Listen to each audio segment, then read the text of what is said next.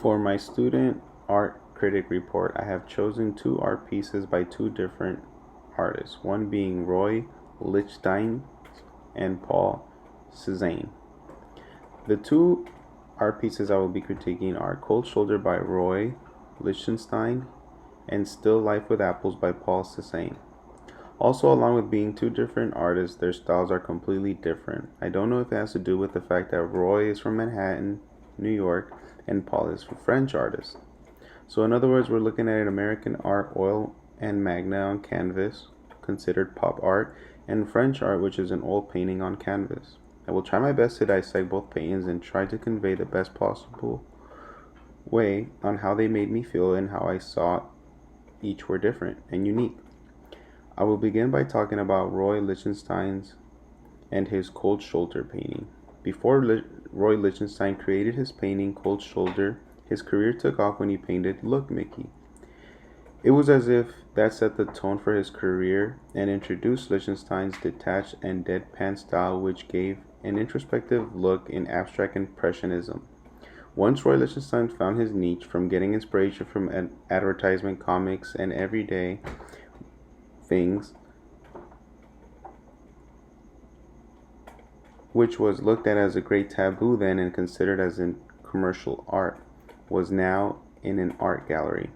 When he created Cold Shoulder, Roy stressed the artificiality of his images by painting them as though that they came from a commercial press rather than a paintbrush. With the use of a flat, single-colored Ben-Day dots, which is called Ben-Day process, of the newspaper, meticulously rendered by hand paint and stencils, which was very different from what was usually in art galleries. One can easily say that Roy took inspiration from Andy Warhol, Jasper Jones, James Rosenquist, and among others. Roy was indeed a leading figure in the new art movement of being called American pop artists. With that being said, pop art was born, and it looks like a comic strip imagery using limited flat colors, yet it was precisely drawn. As you can see, there is a woman giving us her back, saying hello, but it is hardly a greeting as her back is facing the viewer.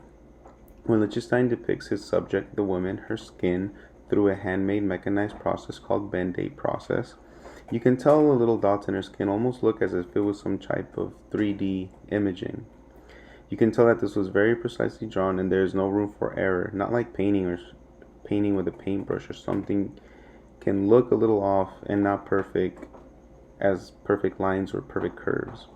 And as I said it before, the colors are very flat. It's just looking like a basic yellow, basic red, along with an everyday black and white that we also see. Even the font just seems so practical and nothing special, but it makes you wonder what type of message this painting is trying to convey to the viewer.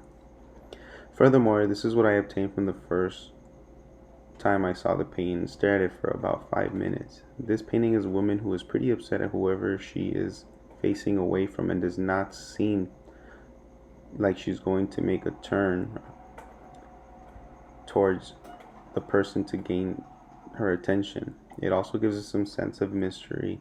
You know she's not going to show us what was the facial expression she's currently having. Seems to me she is not going to give us the satisfaction of seeing her face and show us the facial expression she's currently having.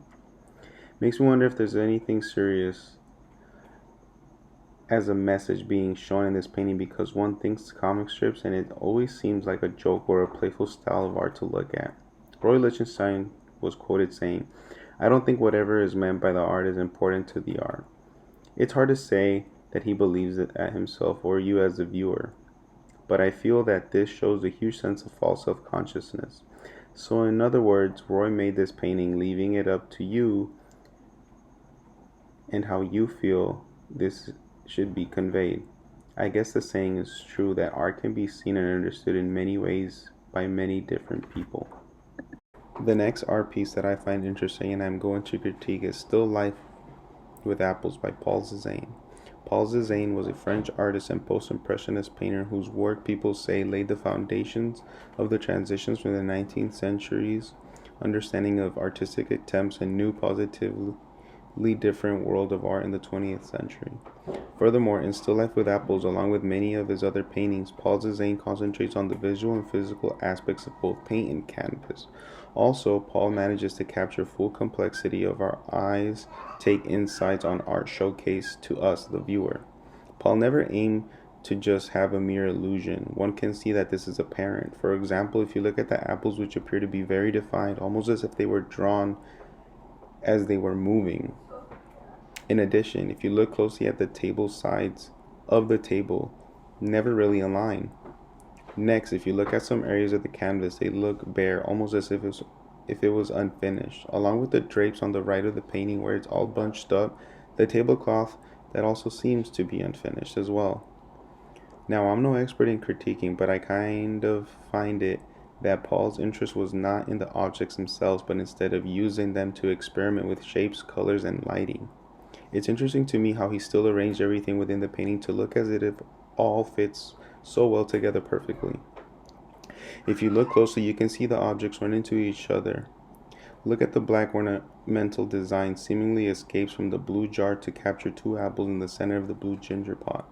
Along with the blue ginger pot, the rattan straps merge with one another, strapped to the body of the bottle behind it. This painting sure gives me some sort of 3D effect, as if the items are objects popping out towards me, the viewer. With that being said, from looking at the masked objects and the use of his gentle brushstrokes and his carefully balanced colors and textures, this painting is very calming to look at. Nothing in this painting gives me some sort of sense that he was aiming for perfection. Instead, he was just giving us something easy to look at and very natural and free. I hope you guys enjoyed the art I chose, and again, I am no expert, but the way people view art, there's no right or wrong answer. And I quote, "Art enables us to find ourselves and lose ourselves at the same time." Thomas Merton. Thank you.